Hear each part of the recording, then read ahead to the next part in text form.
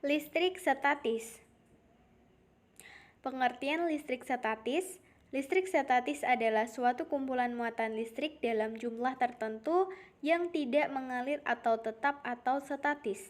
Listrik statis timbul karena benda-benda yang beraliran listrik saling berpautan tanpa adanya sumber daya listrik. Muatan listrik muncul karena adanya perpindahan elektron dari satu benda ke benda lain. Ada dua jenis muatan listrik, yaitu muatan positif dan muatan negatif. Jika dua benda bermuatan listrik yang sejenis, maka akan saling tolak-menolak. Misalkan, ketika muatan positif bertemu dengan muatan positif, maka mereka akan saling tolak-menolak. Begitu juga sebaliknya. Jika dua benda bermuatan tidak sejenis, maka akan saling tarik-menarik. Misalkan ketika muatan positif bertemu dengan muatan negatif, maka mereka akan saling tarik-menarik. Muatan listrik diberi simbol Q dan satuannya adalah Coulomb atau C. Hukum Coulomb. Berdasarkan penelitian yang dilakukan oleh Charles de Coulomb, disimpulkan bahwa besarnya gaya tarik-menarik atau tolak-menolak antara dua benda bermuatan listrik berbanding lurus dengan muatan masing-masing benda dan berbanding terbalik dengan kuadrat jarak antara kedua benda tersebut secara matematis. Rumus daripada gaya listrik atau hukum Coulomb sebagai berikut. L sama dengan K Q1 Q2 per R kuadrat. Keterangan, F adalah gaya Coulomb, K adalah konstanta yang biasanya 9 kali 10 pangkat 9, Q1 adalah besar muatan pertama, Q2 adalah besar muatan kedua, dan R adalah jarak antar muatan. Contoh soal mencari gaya listrik. Dua buah muatan dengan besar muatan pada A adalah plus 8 mikrocoulomb dan muatan B adalah min 5 mikrocoulomb. Jarak kedua muatan sebesar 0,1 meter. Sedangkan besar gaya listrik yang bekerja pada kedua muatan adalah K sama dengan 9 kali 10 pangkat 9 dengan 1 mikrocoulomb adalah 10 pangkat min 6. Maka berapakah besar gaya listrik yang bekerja pada kedua muatan atau gaya coulombnya itu berapa? Tadi sudah dijelaskan bahwa rumus daripada hukum Coulomb adalah Fc sama dengan K dikali Q1 dikali Q2 per R kuadrat. Sama dengan K adalah 9 kali 10 pangkat 9, Q1 adalah 8 kali 10 min 6, Q2 adalah 5 kali 10 pangkat min 6, dan R adalah 0,1. Maka 9 kali 10 pangkat 9 dikali 40 dikali 10 pangkat min 12 per 0,1 kuadrat sama dengan 9 dikali 40 dikali 10 pangkat min 3 per 0,1 kuadrat. 360 dikali 10 pangkat min 3 per 0,01 sama dengan 0,360 per 0,01 sama dengan 36 Newton. Dengan ini, besar gaya listrik atau besar gaya Coulomb yang bekerja pada kedua muatan adalah 36 Newton.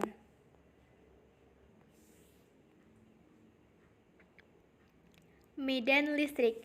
Medan listrik adalah daerah di sekitar benda yang bermuatan listrik yang masih mengalami gaya listrik. Sebuah muatan positif mempunyai garis gaya listrik menjauhi atau keluar dari muatan tersebut, dan sebuah muatan negatif mempunyai garis gaya listrik mendekati atau masuk muatan negatif. Rumus daripada medan listrik adalah E sama dengan F per Q atau E sama dengan K dikali Q per R kuadrat, di mana E adalah kuat medan listrik, K adalah konstanta 9 kali 10 pangkat 9, Q adalah muatan listrik, dan R adalah jarak dari titik ke muatan sumber medan listrik. Energi potensial listrik dan potensial listrik. Energi potensial listrik dan potensial listrik adalah besaran skalar, tidak punya arah, positif dan negatif tergantung pada jenis muatannya. Jika bermuatan positif maka harganya positif, dan sebaliknya jika bermuatan negatif maka harganya negatif. Rumus energi potensial listrik adalah EP sama dengan K dikali Q1 dikali Q2 per R. EP adalah energi potensial listrik, K adalah konstanta 9 kali 10 pangkat 9, Q1 dan Q2 adalah besar muatan listrik, R adalah jarak antara muatan. Rumus potensial listrik, V sama dengan EP per Q atau V sama dengan K Q per R. Dengan V sama dengan potensial listrik, K adalah konstanta 9 kali 10 pangkat 9, Q adalah besar muatan sumber, dan R adalah jarak titik dari sumber.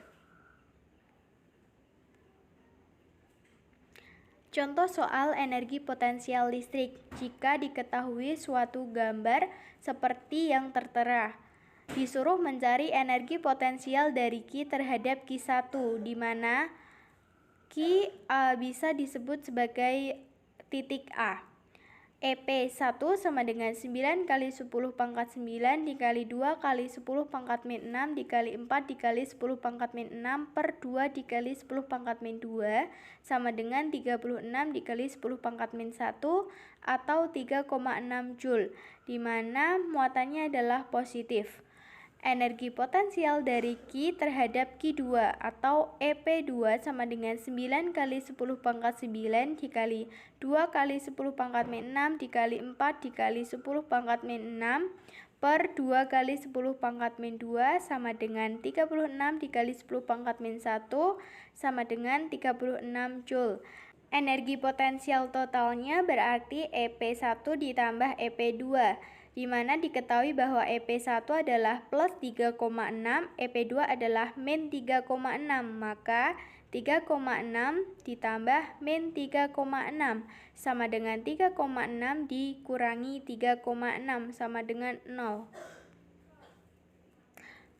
Contoh soal potensial listrik. Diketahui seperti gambar di samping. Soalnya muatan Q1 sama dengan 5 mikrokolom dan muatan Q2 sama dengan 6 mikrokolom. Jarak titik A dari Q1 sama dengan 40 cm sama dengan 4 kali 10 pangkat min 1 meter. Jarak titik A dari Q2 sama dengan 50 cm sama dengan 5 kali 10 pangkat min 1 meter. Konstanta kolomnya adalah 9 kali 10 pangkat 9. Kemudian 1 mikrokolom sama dengan 10 pangkat min 6, maka tentukan potensial listrik pada titik A. V1 sama dengan K Q1 per R, sama dengan 9 kali 10 pangkat 9, min 5 kali 10 pangkat min 6 per 4 kali 10 min 6. Sudah diketahui bahwa harga Q1 adalah min, maka harga Q1 sama dengan min 5 kali 10 pangkat min 6 ya.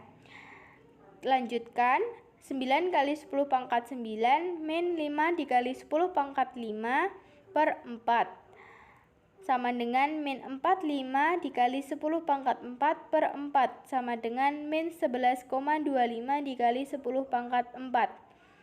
V2 nya K Q2 per R sama dengan 9 kali 10 pangkat 9, 6,0 dikali 10 pangkat min 6 per 5 kali 10 pangkat min 1 sama dengan 9 dikali 10 pangkat 9, 6 dikali 10 pangkat min 5 per 5 sama dengan 54 dikali 10 pangkat min 4 per 5 sama dengan 10,8 dikali 10 pangkat 4. Potensial listrik pada titik A adalah V sama dengan V1 ditambah V2. V sama dengan min 11,25 ditambah 10,8 dikali 10 pangkat 4. Maka V sama dengan min 0,45 dikali 10 pangkat 4 sama dengan min 4,5 dikali 10 pangkat 3. Maka besar daripada potensial listrik pada titik A adalah sebesar min 4,5 dikali 10 pangkat 3. Vektor. Besaran vektor adalah besaran yang selain memiliki besar atau nilai juga mempunyai arah. Contoh besaran ini diantaranya kecepatan, percepatan, gaya, momentum, momen gaya, medan listrik, dan medan magnet. Rumus daripada resultan vektor adalah R sama dengan akar F1 kuadrat ditambah F2 kuadrat ditambah 2 dikali F1 dikali F2 dikali cos theta. Keterangan R adalah resultan vektor, F1 adalah vektor pertama, F2 adalah vektor kedua, sedangkan A adalah sudut apit antara kedua vektor. Jadi teman-teman harus menghafalkan kosinus dari sudut 0, 30, 45, 60, 90, dan seterusnya. Kapasitor. Kapasitor berfungsi sebagai komponen elektronik yang digunakan untuk menyimpan muatan listrik. Kemampuan kapasitor untuk menyimpan muatan disebut dengan kapasitas kapasitor. Besarnya kapasitas dari suatu kapasitor dirumuskan sebagai berikut. C sama dengan Q per V. C sama dengan kapasitas kapasitor, Q sama dengan muatan yang tersimpan, dan V adalah beda potensial. Kapasitor ini memiliki susunan rangkaian seri kapasitor dan susunan paralel kapasitor, memiliki rumus sendiri-sendiri. Muatan listrik pada susunan seri, Q total sama dengan Q1 sama dengan Q2, sedangkan susunan paralelnya Q total sama dengan Q1 ditambah Q2. Beda potensial dari susunan seri adalah V total sama dengan V1 ditambah V2, sedangkan pada paralel V total sama dengan V1 sama dengan V2. Kapasitansi pada susunan seri 1 per C total sama dengan 1 per C1 ditambah 1 per C2. Susunan paralelnya C total sama dengan C1 ditambah C2. Contoh soal dari kapasitor, diketahui gambar yang diketahui adalah C1 sama dengan 3, C2 sama dengan 6, dan V totalnya sama dengan 12.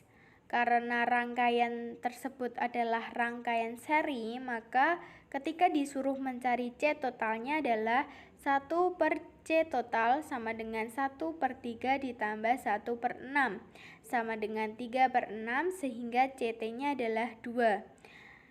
Yang B adalah mencari Q total. Rumus daripada Q adalah C dikali V. 2 dikali 12 sama dengan 24 kolom. Sehingga Q totalnya adalah Q total sama dengan Q1 sama dengan Q2. Maka Q totalnya sama-sama 24. Kemudian V1 sama dengan Q1 per C1 sama dengan 24 dibagi 3 sama dengan 8. V2 Q2 per C2 sama dengan 24 per 6 sama dengan 4. Listrik dinamis. Arus listrik adalah jumlah muatan yang mengalir tiap detiknya. Rumusnya I sama dengan Q per T. I menunjukkan arus listrik, Q menunjukkan jumlah muatan, T menunjukkan waktu. Hukum OHM. Hukum OHM merupakan perbandingan antara tegangan dan arus listrik selalu konstan.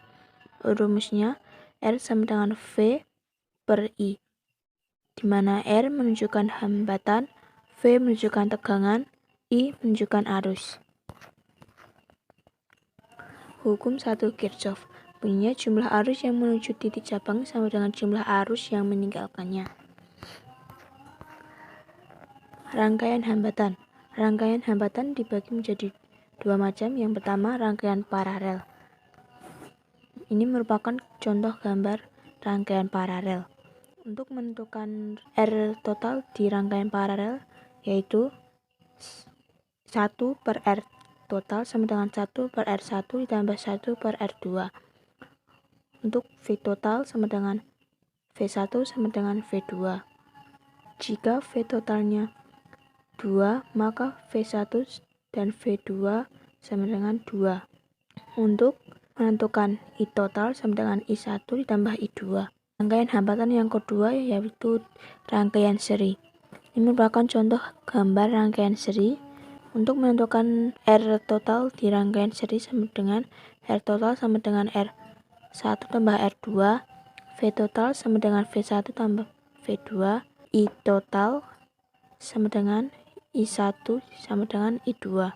Jika I totalnya 6, maka I2 dan I1 sama dengan 6. Contoh soal. Yang pertama, ini merupakan contoh gambar rangkaian seri. Diketahui R1 sama dengan 2, R2 sama dengan 4, V total sama dengan 18 volt.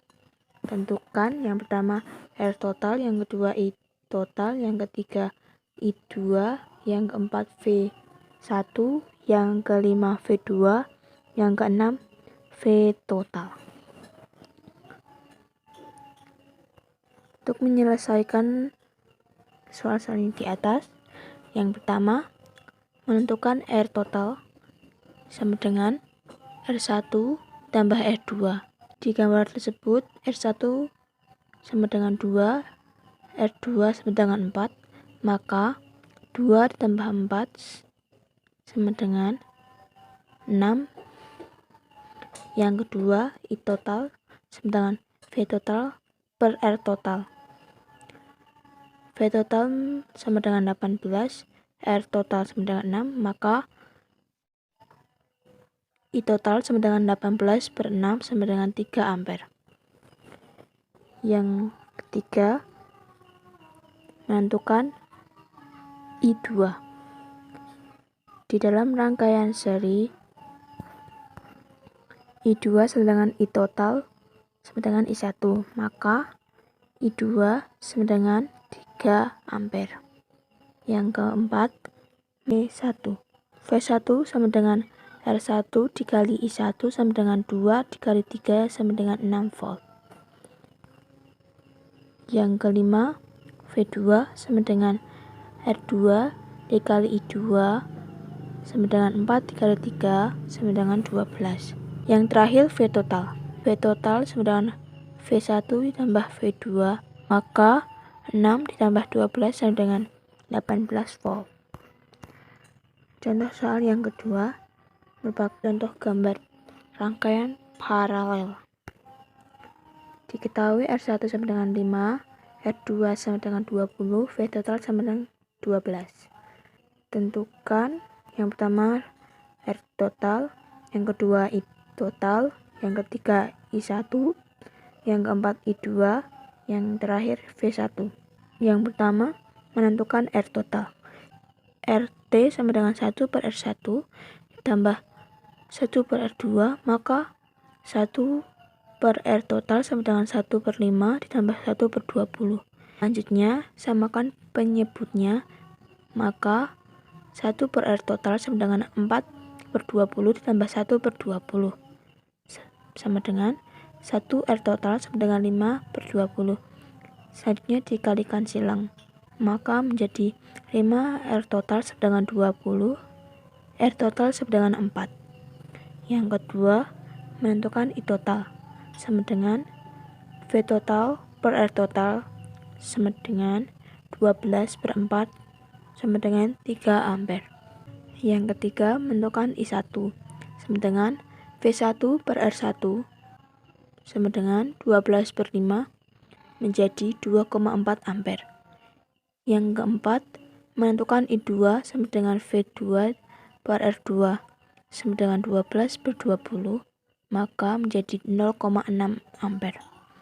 Yang terakhir, menentukan V1.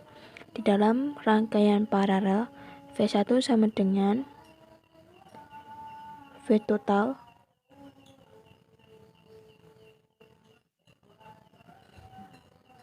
maka V1 sama dengan 12 volt.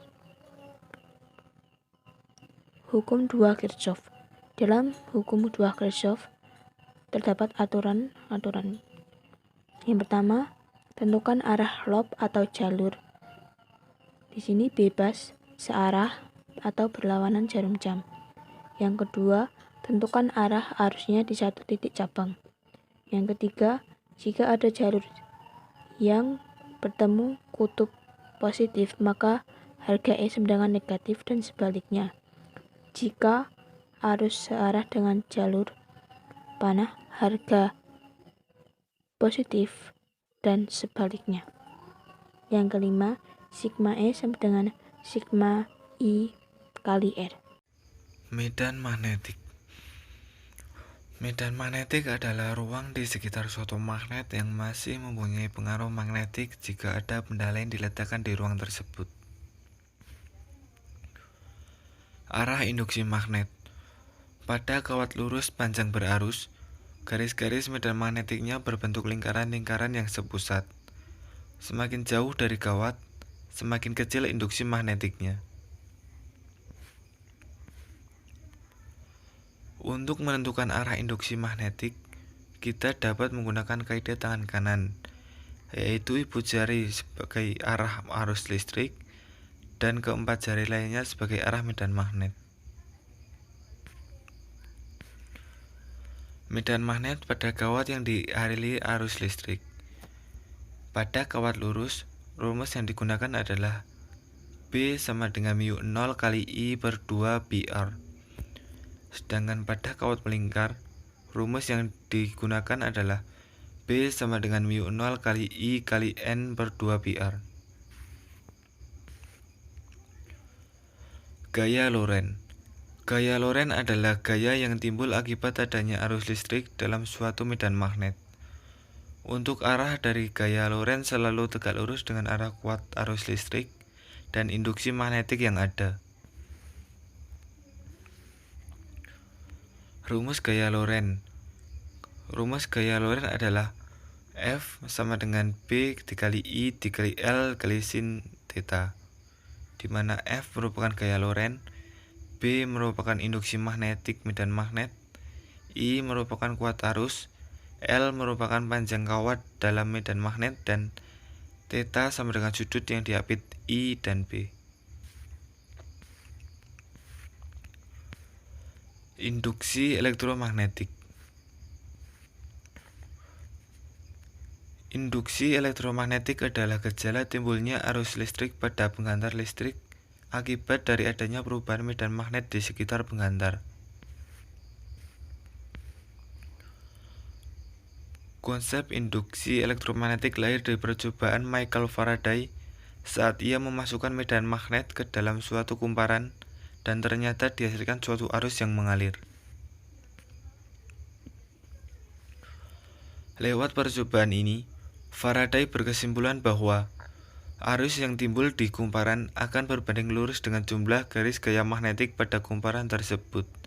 Kesimpulan tersebut kita kenal dengan hukum Faraday.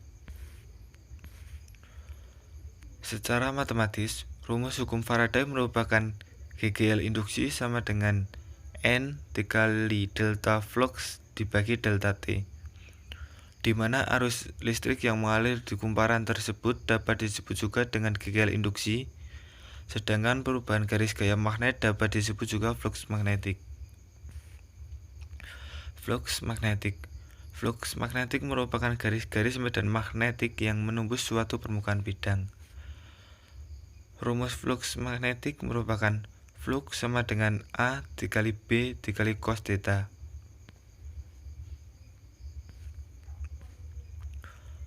Generator. Generator merupakan alat yang digunakan untuk menghasilkan energi listrik. Prinsip kerja generator. Sebuah bidang seluas A meter kuadrat diletakkan dalam medan magnet sebesar B. Kemudian, luasan A tadi diputar dengan kecepatan sudut omega, sehingga medan magnet yang menembus luasan A selalu berubah. Maka akan timbul GGL induksi sebesar E. Secara matematis, besar GGL induksi yang dihasilkan adalah GGL induksi sama dengan N dikali B dikali A dikali omega dikali sin omega T. Karena nilai omega T paling besar atau maksimal adalah 1, maka E maksimal sama dengan N dikali B dikali A dikali omega. Hukum Lenz. Hukum Lenz adalah hukum fisika yang menjelaskan tentang arah arus induksi. Dalam hukum ini, arah arus induksi selalu mempunyai arah tertentu. Arah arus induksi selalu menghindari dari medan magnet yang menimbulkannya. Rumus hukum Lenz. GGL induksi sama dengan B dikali L dikali V, di mana B merupakan medan magnet, L merupakan panjang kawat, dan V merupakan kecepatan gerak kawat. Jika arah medan magnet dengan kawat AB tidak tegak lurus, maka GGL induksi sama dengan B dikali L dikali V dikali sin theta. Arus dan tegangan bolak-balik. Arus dan tegangan bolak-balik adalah arus dan tegangan yang besarnya selalu berubah terhadap waktu secara periodik. Rumusnya adalah arus I sama dengan I maksimal sin omega T, tegangan V sama dengan V maksimal sin omega T. I adalah arus dengan satuan ampere, V adalah tegangan dengan satuan volt, omega adalah kecepatan sudut satuannya radian per sekon, T adalah waktu dengan satuan sekon.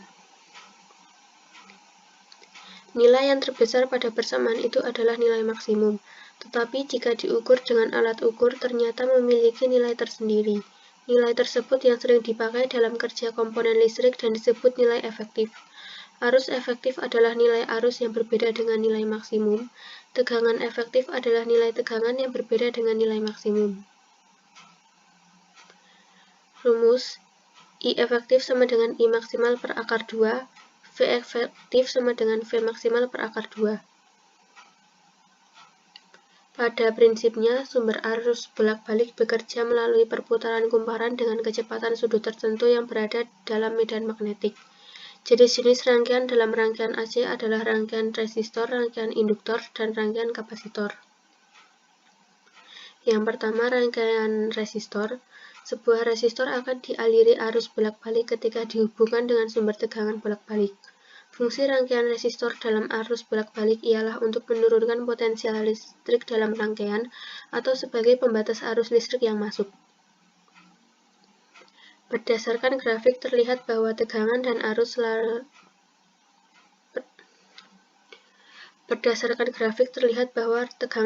berada pada keadaan sefase, yang artinya mencapai nilai maksimum pada saat yang sama. Nilai hambatan tetap dan sering disebut reaktansi resistif. Yang kedua, rangkaian induktor. Sebuah induktor akan dialiri arus bolak-balik ketika dihubungkan dengan sumber tegangan bolak-balik. Hambatan atau reaktansi induktif ini bergantung pada frekuensi sudut arus dan induktansi dari induktor. Rumusnya adalah XL sama dengan omega L. XL adalah reaktansi induktif satuannya ohm, omega adalah kecepatan sudut dengan satuan radian per sekon, L adalah induktansi induktor dengan satuan Henry. Berdasarkan grafik terlihat bahwa tegangannya mendahului arus sebesar 90 derajat. Saat dialiri arus AC akan Berdasarkan grafik terlihat bahwa tegangannya mendahului arus sebesar 90 derajat. Saat dialiri arus AC akan timbul hambatan yang dinamakan reaktansi induktif. Yang ketiga, rangkaian kapasitor. Sebuah kapasitor memiliki karakteristik yang dapat menyimpan energi dalam bentuk muatan listrik ketika dihubungkan dengan sumber tegangan bolak-balik maupun tegangan searah. Besar nilai reaktansi kapasitif bergantung pada besarnya nilai kapasitansi kapasitor dan frekuensi sudut arus. Rumusnya XC sama dengan 1 per omega C. XC adalah reaktansi kapasitif satuannya ohm, omega adalah kecepatan sudut satuannya radian per sekon, C adalah kapasitansi kapasitor satuannya farad. Berdasarkan grafik terlihat bahwa arus mendahului tegangan sebesar 90 derajat. Kapasitor yang dialiri arus bolak-balik akan timbul resistansi semu atau biasa disebut dengan reaktansi kapasitif. Rangkaian RLC.